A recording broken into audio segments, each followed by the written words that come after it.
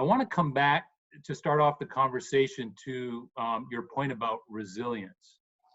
And this will tap into some of your, sort of military history, but also political history. And it'll also bring you back to Hawaii for a second here, because, when I think about American military history, I think the United States military history, we have a history of getting off to what I would call charitably slow starts. Whether it was Washington and the Revolution, or even the War of 1812, the burning of the White House, the Civil War and Bull Run, World War I, if you look at the military history, the American entry was not smooth. And then that brings us up to Pearl Harbor. And then we could go on. But the point being, this, and you could, one reading of the moment we're in now could be, hopefully, if we take a hopeful view, is that we're off to a slow start, right? And that this is really just the first chapter in dealing with this pandemic. So the start has been slow, but so what would you say to that in terms of your own view of leadership and the way forward, whether it's at the national level or at the sort of more local level, if you're dealing with the leader of any organization, how to meet this moment? Yeah, well, I think first of all, realistic optimism, the organization, the team, whether it's a nation or the people that work at Carnegie Council, will never be any more optimistic than their leader is. They may get to his or her level of leadership. They will rarely exceed that. So if the leader stands up in front of the organization, whichever organization might be, and goes, well, this is already awful. I don't know. We might get through this. Then again, we might not. I don't know. Don't expect raging optimism to break out throughout the organization. That's just not going to happen. They need to have a plan. They need to know that you are thinking through how to get from where we are to where we want to be. And here, a unity of effort is key. And one thing that worries me, back to that question of managed reality, is we seem to be breaking down into toward a two extremes.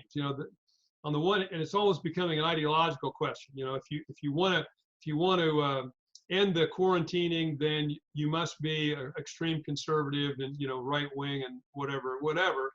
And if you don't want to end the quarantine, you want people to stay home, then you must be a liberal, etc. And I think we're making a terrible error that our leaders have got to correct at all levels. This is not a question of ideology. This is a question of strategy. Everybody wants the same thing. Everybody wants the population to be as safe as they can be. Everybody wants the fewest number of people infected. Everybody wants the fewest number of people to die. Well, at the same time, we have to understand that the economy is very stressed, and there are more and more people.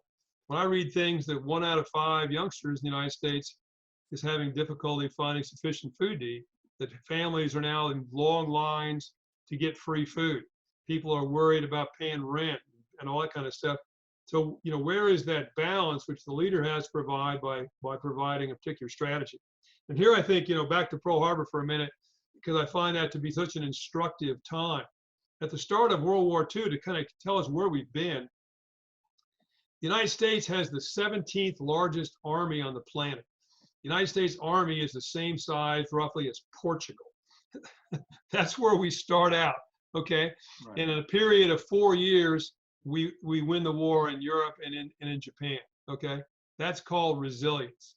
At Pearl Harbor, I always point out to people that every ship in Pearl Harbor that was bombed, severely damaged, or sunk, with the exception of the Arizona and the USS Oklahoma. Arizona, of course, we all know blew up, and a target ship, the USS Utah, which was a target anyway. Every other ship that was damaged, even badly, in some cases sunk, by 1945 was back in the fight. Every ship was back in the fight. Every Japanese ship that was on the task force that attacked Pearl Harbor by 1945 was at the bottom of the Pacific. Okay, that's called bouncing back. And if you got all the admirals, this is where organizations, I think, need to learn and learn quickly and think through assumptions that were valid that are no longer valid.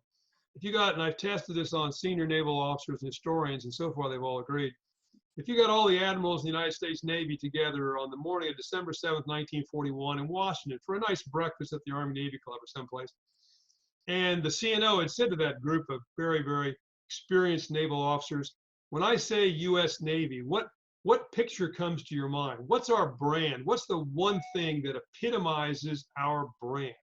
Everybody I've spoken with agrees they would have thought of the battleship. The battleship is what we're all about. And at 7:55 in the morning in Honolulu on December 7th, 1941, that was true.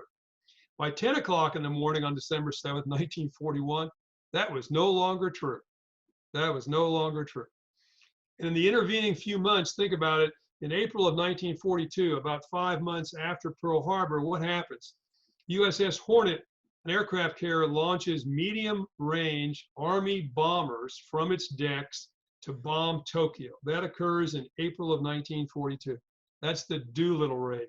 Nobody had ever even thought about doing that, or even tried to do that, or even thought about any possibility of doing that until after Pearl Harbor. And then in June of 1942, the most important battle, the turning point of the war in the Pacific occurs, which is the Battle of Midway. And in that particular battle, battleships, no ship ever gets close enough to shoot another one. It's simply aircraft carrier against the aircraft carrier. Japanese lose 4 aircraft carriers, we lose 1. Turning point of the war. So, which I hate to do this as a soldier to say the Navy can learn, in the period of 5 or 6 months, this is a classic example of an organization going through a crisis that forces incredible learning and resilience, the creation of new products, processes, and organizational structures that enhances their resilience.